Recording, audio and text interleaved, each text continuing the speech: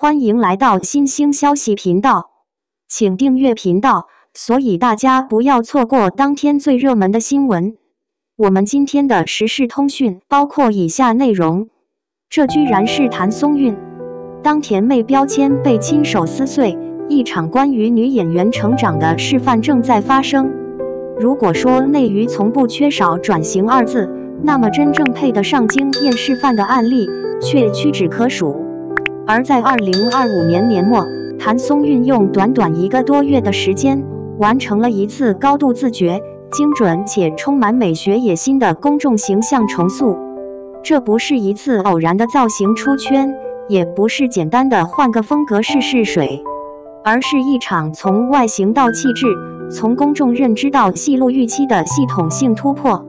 今天就跟着扎針少女一起回看這位曾被定義為永恆甜妹的女演員是如何親手拆解標籤，並為30加女演員的成長路徑交出一份極具參考價值的答案。從認不出開始的視覺革命。11月2日 Wallpaper 中文版設計大獎紅毯。當譚松韻身着一襲 JUN by NUN 黑色亮片抹胸裙亮相時，真正讓全場視線停滯的並非禮服本身，而是她那頭極具攻擊性的霧霾藍公主切髮型。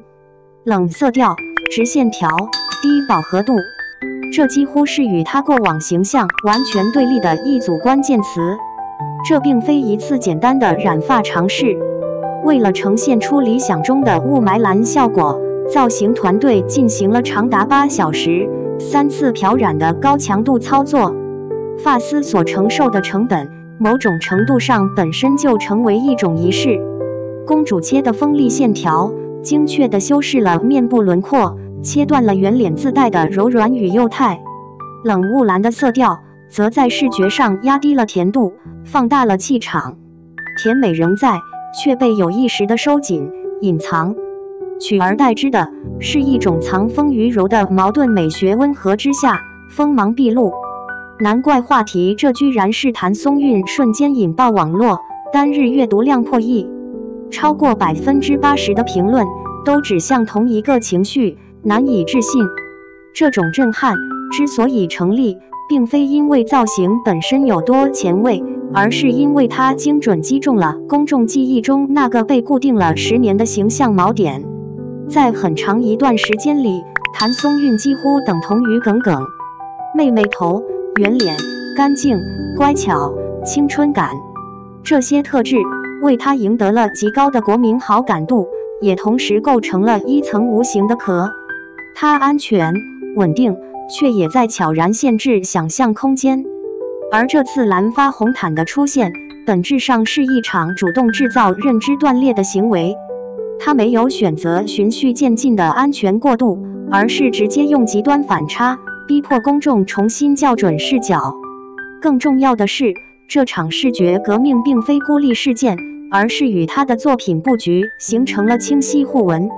她的待播新劇《逍遙》正是一部反套路仙俠作品，而她飾演的是跳脫傳統敘事框架的女性角色。這頭藍髮，與其說是造型，不如說是角色精神的提前宣言。就在大眾尚未從藍髮的衝擊中完全抽離，12月11日，譚松韻再次投下一枚風格炸彈。圍觀軒韻光同行粉絲見面會，她以一頭淺金色蓬鬆大波浪亮相，復古、華麗、精緻。不同於藍髮時期的冷冽與鋒利，這一次她幾乎將浪漫拉滿。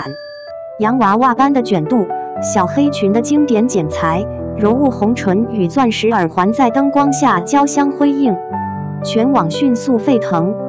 行走的真人芭比大波浪洋娃娃等評價刷屏出現，相關詞條火速登頂熱搜。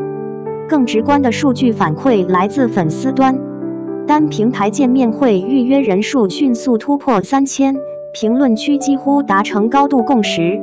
求把這個造型焊在頭上。雙引號。如果只把這2次造型解讀為大膽好看，其實低估了其中的策略深度。譚松韻真正高明的地方，在於她沒有否定自己的原生條件，而是學會與之對抗、共存、再利用。圓臉依舊是圓臉，甜感依然存在，但它不再讓它成為唯一答案。公主切的冷，撞上圓臉的甜，大波浪的媚對沖娃娃臉的質，這種主動制造的矛盾感，恰恰構成了一條極具時代意義的路徑，為30+女演員提供了一種介於少女感與成熟魅力之間的第三選項，甜而不膩，飒而不膩，不必強行去誘，也無需刻意變狠。如果將時間線拉長，會發現這場變形記並非臨時起意。從蘭香如故中沉穩內斂的主母角色，到逍遙中反套路的女性形象，她的角色選擇正在悄然完成從被觀看到掌控敘事的轉變。造型的突破與角色的成熟度形成了清晰互文，這是一種高度自覺的職業判斷。演員的生命力來自於不斷打破外界預裝的殼，而他選擇用最直觀、最不可忽視的方式完成這次切割。譚松韻的這場蛻變，或許帶給行業最重要的啟示在於，真正的突破從來不是迎合標籤、優化標籤，而是敢於親手將其撕碎，然後一片一片重新拼貼。它不再只是甜妹譚松韻，它可以是冷豔的、復古的、多元的，甚至是尚未被命名的。這場轉型來得驚豔，也來得正當其時。回顧譚松韻的演藝生涯，她於2012年以電視劇《甄嬛傳》中的純貴人一角初露鋒芒，那時她還是個青澀少女，圓潤的臉龐和甜美的笑容給人留下深刻印象。但真正讓她一炮而紅的是2016年的青春校園劇《最好的我們》。在劇中，她飾演的耿耿一角，頂着齊劉海妹妹頭，穿着校服，眼神清澈，笑容純真，完美詮釋了校園女生的懵懂與活力。這部劇不僅讓她收穫了無數粉絲，還讓她被貼上了甜妹的標籤。從此，譚松韻等於甜美少女似乎成了內娛的共識。隨後的幾年，她接連出演了《錦衣之下》《以家人之名》等作品，這些角色多以溫柔、可愛、鄰家女孩為主。她的娃娃臉和圓臉特徵被視為天然的優勢，卻也成了限制。媒體常常用永不過期的少女感來形容她，但這也意味着她的戲路被窄化了。